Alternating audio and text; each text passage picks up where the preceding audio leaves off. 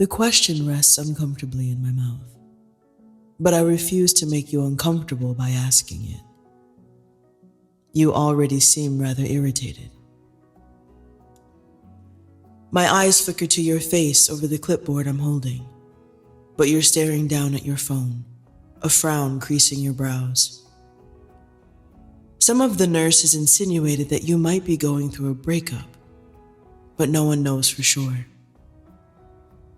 It would make sense with some of the tense phone calls I've overheard, but it's really none of my business. I ask you some routine questions and only receive half-mumbled responses in return. It's okay, since my brain is only partially paying attention. I really want to know. Is it you? Did we know each other once upon a time? You have some features that look familiar, but I'm racking my brain for accuracy. Memories of who I think you are flash across my brain, and I desperately try to hang on to them as I ask if you have any questions for me. You shake your head, the dismissal clear. I decide I can leave you alone now and depart with perfunctory words about using the call button for the nurse in case you need anything. You don't even acknowledge that. I leave the room and approach the nurse's station, a pair of nurses trying to chart and shove food into their mouths. They spot me coming and give a little wave. "How's Frosty the snow patient?" one of the nurses asks, and the other chuckles. I shrug and give a half-hearted smile. Usually, I don't mind a little joke here and there about patience. It's the only way to get through the day sometimes. But thinking it might be someone I once knew changes my perception a little. Does she have anybody visiting her? I ask. The first nurse shrugs and says she only works nights and is about to leave, so she wouldn't know. The other doesn't even work in this wing, so it's obvious she wouldn't know either. I glance back toward your room, but from where I stand, I can't see into it. It's your first morning out of the ICU, and I can't fault you for your frosty demeanor. If I were you, I'd be absolutely devastated over losing part of my leg in an accident that never needed to happen. Can you page me to come back up when shift change happens, please? I ask the first nurse. She nods and jots it down on a pad of sticky notes in front of her. I technically don't need to come back to you until tomorrow, but curiosity is burning in my chest. What if it is you?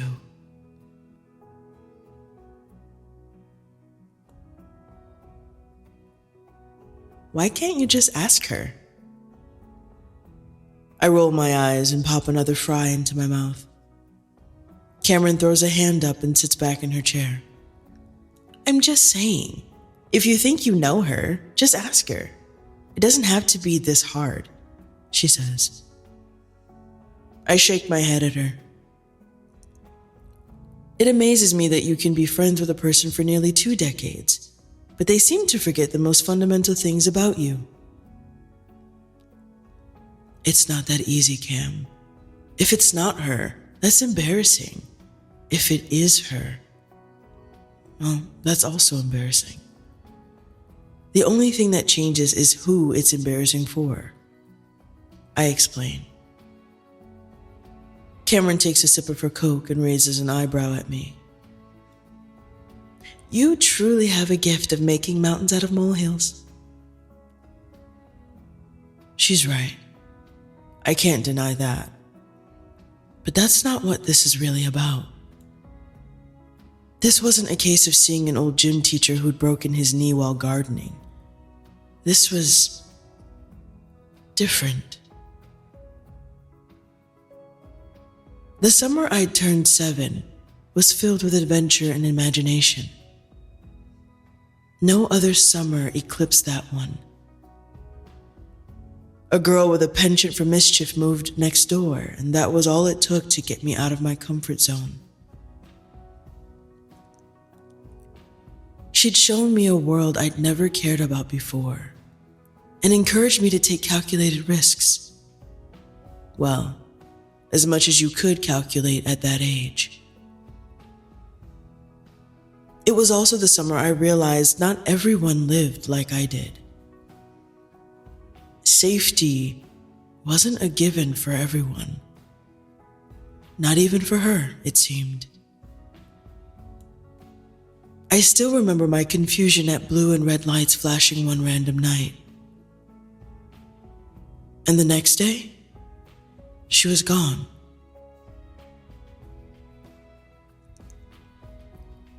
It broke my heart. And the hurt was made worse when my parents wouldn't tell me what had happened. It had confused me so much. Why wouldn't they tell me what happened to my best friend? Could I have helped, and I didn't? Guilt riddled me for almost a year after that, until I met Cameron. And then, like most things, the memory, along with any guilty feelings, started to fade from my young mind. But now, the guilt was fresh for other reasons. Yeah, well, I'm not sure you understand. So let's drop it. I say, annoyance coloring my tone. Cameron leans forward and puts her elbows on the restaurant table. Look, I know I'm coming off as a jerk, she says. No kidding. But you're wrong. I do get it. I would hate for someone I once knew to see me that way. And I understand you don't want to be embarrassed if you're wrong. I don't think she'll care, but I know how that kind of thing is for you. I snort at that, but say nothing. All I'm saying is don't let the chance for some sort of closure pass you by. If it is her, then maybe she'll be willing to talk about what happened that summer. Even if not, at least it gives you a chance to reconnect for a brief moment.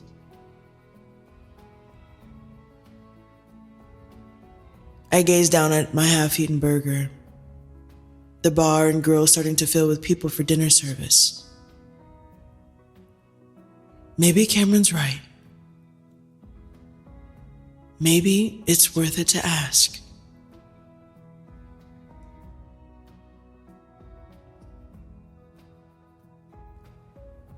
It's been several days, and your reception to me hasn't changed much since our initial meeting. But I've been determined to engage you in some sort of small talk each day. You flatly answered my banal questions, and I've been frustrated with myself for not having something interesting to talk about. That is, until today. I'm not sure how I didn't notice it before. You have a full sleeve of tattoos that mean nothing to me. But at the end of your wrist is a small mandala. The art jars something in my memory, and I remember sitting in my bedroom, struggling to draw something so intricate while the girl next to me did so with ease. I was always so jealous, but so amazed at the same time. The urge to say something is too strong now, and I work to control my excitement. Who cares if I couldn't remember the color of her eyes or the shape of her nose? This was evidence enough. I like your tattoo.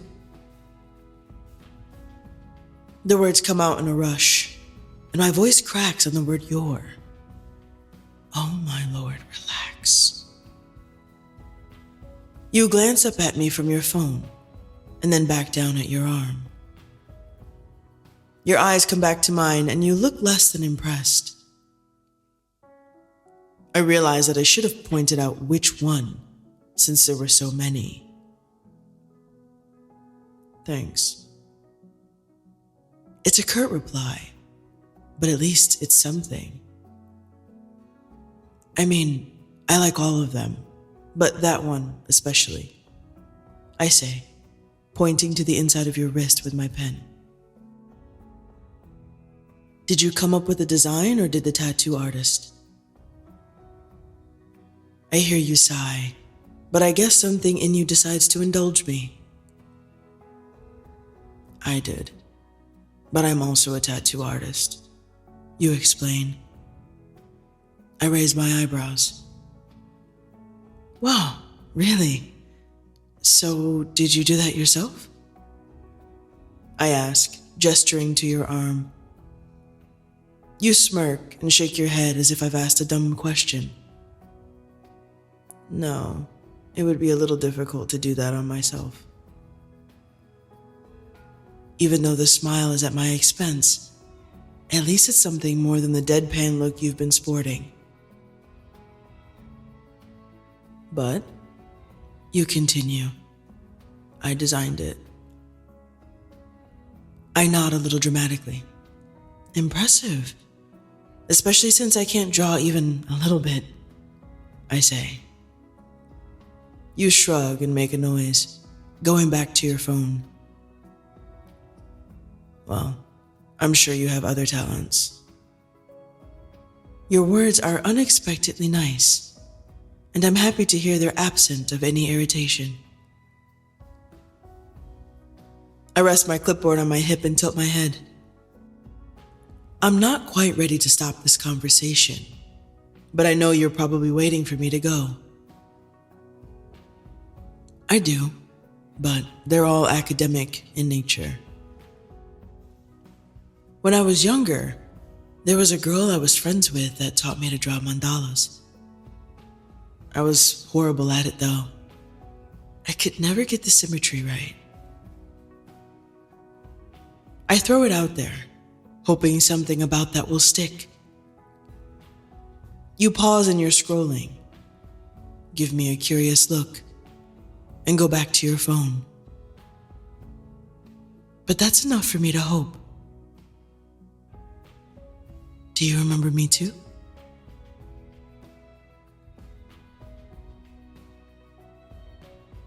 I wasn't happy to be ripped away mid-conversation yesterday, but as a PA, I didn't really have the luxury of chatting up my patients on shift. Not at this time of year. The holidays always brought out the worst and recklessness in people. My shift is finally over for the day, but instead of heading to the parking garage, I'm heading to your room. I'm nervously clutching some printer paper and a pack of colored pencils. One of the nurses in the children's hospital happily swiped the supplies for me, without a question of who it was for. Softly, I knock on your room door, listening intently for a response. I'm not sure if you're sleeping, and a nurse I don't know is giving me a strange look.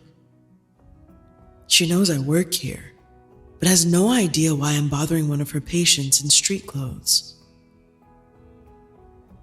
I hear your voice telling me to come in and push open the door. Only the light over your hospital bed is on, casting the room in a dim yellow hue. Your confusion as to why I'm here is obvious, and I feel my cheeks warm. Hey, I wasn't sure if you were sleeping, but I brought you a little something, I say, holding up the paper and pencils. Your confusion only seems to deepen. Since you're an artist, I figured you might appreciate something to do that isn't on an electronic device. Oh. You sit up a little more, and I place the items on the table next to you. Thank you. That's very thoughtful of you.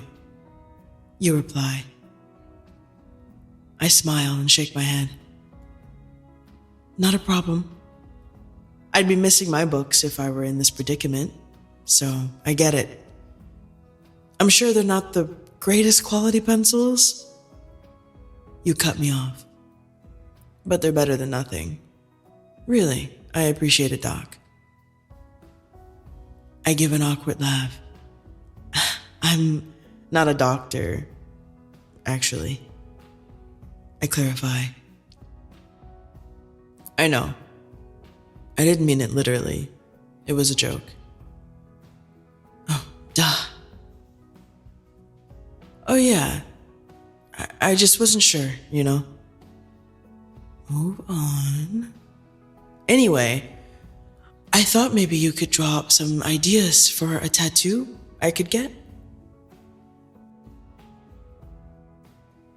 You narrow your eyes at me, and it's very obvious when you look me up and down. I'm not sure what you're looking at. You want a tattoo? You question, clearly in doubt. I shrug. Yeah, why not? You don't seem like the type of person. I'm not, but you don't need to know that. Well, I just never knew what I wanted. But maybe you can change that. I respond hopefully. You make a non-committal noise. Perhaps. I wouldn't count on it though. But I did count on it. Even though it wasn't delivered the next day, or the day after. Sheets filled with colorful mandalas finally sit on the table next to your bed. It lifts my mood, even as I inspect your leg wound. You don't like to acknowledge the problem at hand, so I don't force you to go beyond what I need to know from my own charts. I also wait for you to bring up the drawings on the table, in case I seem too pushy. Finally, when I'm about to leave, you point to the drawings. I've got some ideas for you, if you want to take a look. I check my watch and inwardly groan. I would, but I have to keep my schedule today. I say reluctantly. Disappointment flits across your features. But maybe I can come by after my shift is over tonight? I offer. That way, I'll have time to properly look through them. You agree, and I leave your room, promising to come back. It's an unnecessary promise, but something tells me that you'll appreciate it. I move throughout my day on autopilot, glancing at my smartwatch more often than I ever have. A few colleagues notice and jokingly ask if I have a date this evening. It's easier to let them believe that rather than trying to explain the odd truth, so I do. I'm sure they'd understand, but I also don't have time to humor them. As soon as I'm in my street clothes, I head up to your floor. Thankfully, the nurse at the station is someone I know. Instead of giving me a confused look, she simply grins and waves. When I knock, the answer is almost immediate this time. You look good. Healthier, stronger, and less tense. I ask if you were finally able to get down all of dinner, and you nod. It's not great food, but having a full meal definitely makes a difference. I sit down in the chair next to your bed and put my bag behind me. You grab the drawings from the table and pass them over to me. I wasn't sure how intricate you wanted it to be, so I gave you a few options, you say. Also, there are a few with a more floral flair to them. You seem like someone who would appreciate that. I study each one I come across, and I realize the talent you have is incredible. Even the simpler designs have a uniqueness about them. So, how'd you get into drawing? Were you always artistic? I ask. Yeah, since I was younger. My mother was a painter, so she encouraged me to take it up. I can't remember if the girl's mother was a painter, so I can't use that as evidence of who you are. That must have been a treat to be taught by your mother.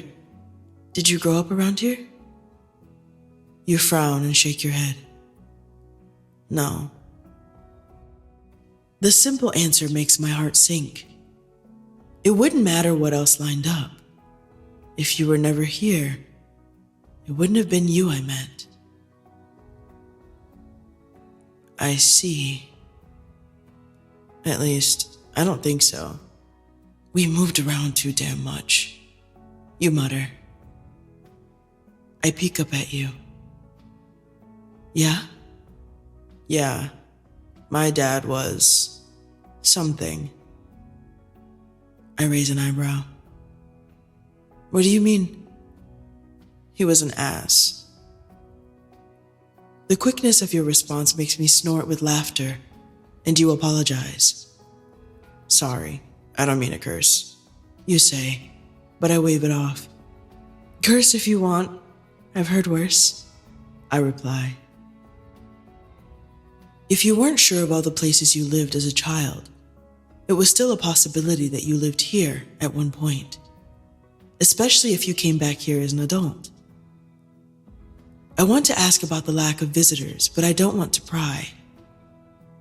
However, you bring it up in your own way. By the way, thank you. I look up from an especially detailed mandala. 4? This. The art supplies, the visits, the kindness. You finish a bit awkwardly. I'm uncomfortable with the compliment, but resist the urge to deflect. You're welcome, I say quietly. My now ex-boyfriend got me into this sucky situation, and I'm far from friends, so your visits have become something I kind of look forward to. Even the weird ones in the beginning were kind of nice. My cheeks grow hot, and I feel the tips of my ears burn. Talk about being honest. You're welcome? I don't mean for it to sound like a question, but it does. And after a beat, we both start laughing. Something about the interaction seems familiar and comforting.